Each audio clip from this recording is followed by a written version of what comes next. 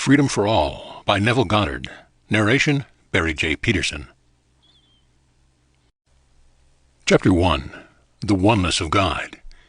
Hear, O Israel, the Lord our God is one Lord. Hear, O Israel. Hear, O man made of the very substance of God. You and God are one and undivided. Man, the world and all within it are conditioned states of the unconditioned one God. You are this one. You are God conditioned as man. All that you believe God to be, you are.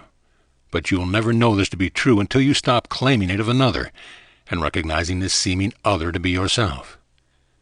God and man, spirit and matter, the formless and the formed, the creator and the creation, the cause and the effect, your Father and you are one. This one in whom all conditioned states live and move and have their being is your I Am, your unconditioned consciousness.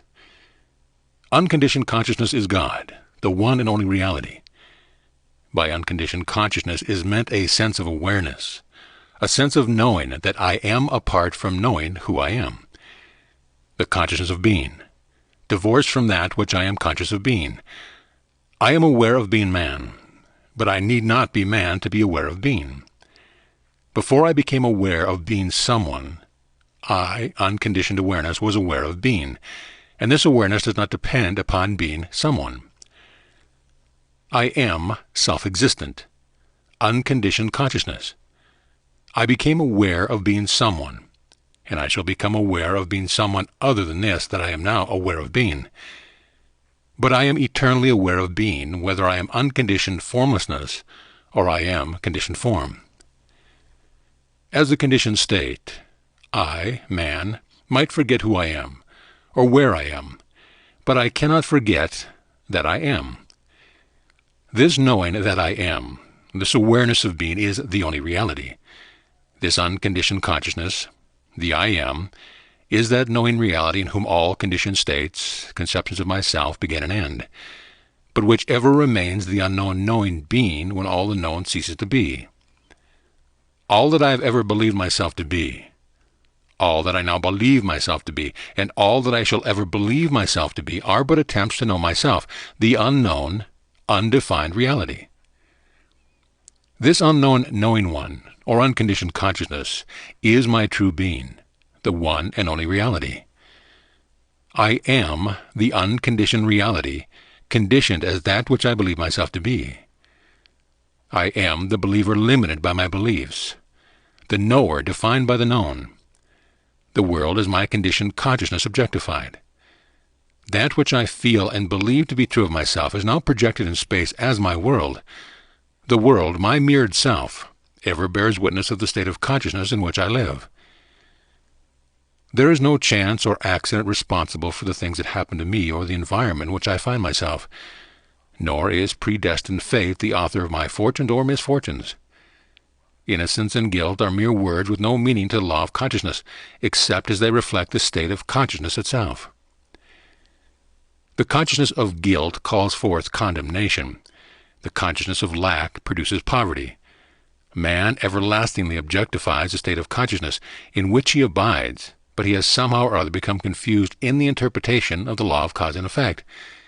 He has forgotten that it is the inner state which is the cause of the outer manifestation, as within, so without. Correspondence, the second of the 7 principles of Hermes Trismegistus. And in this forgetfulness he believes that an outside God has his own peculiar reason for doing things, such reasons being beyond the comprehension of mere man.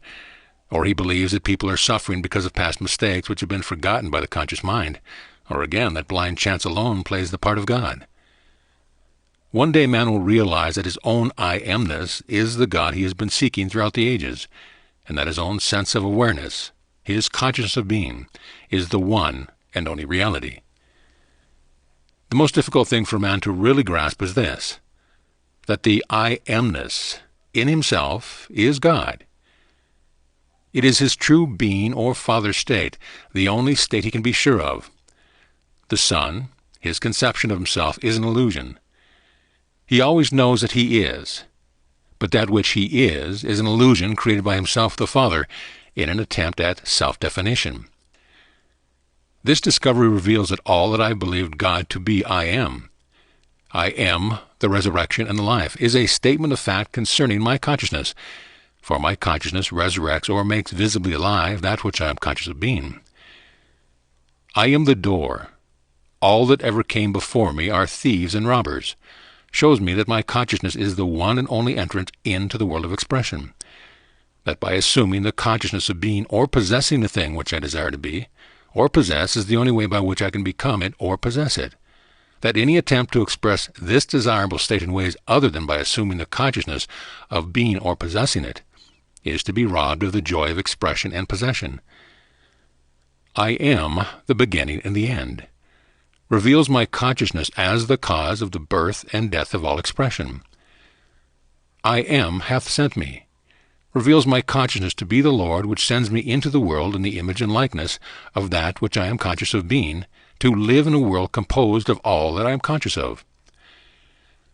I am the Lord, and there is no God beside me, declares my consciousness to be the one and only Lord, and beside my consciousness there is no God. Be still, and know that I am God. Psalm 46:10 means that I should still the mind and know that consciousness is God. Thou shalt not take the name of the Lord thy God in vain. I am the Lord, that is my name. Now that you have discovered your I am, your consciousness to be God, do not claim anything to be true of yourself that you would not claim to be true of God, for in defining yourself, you are defining God. That which you are conscious of being is that which you have named God. God and man are one. You and your Father are one.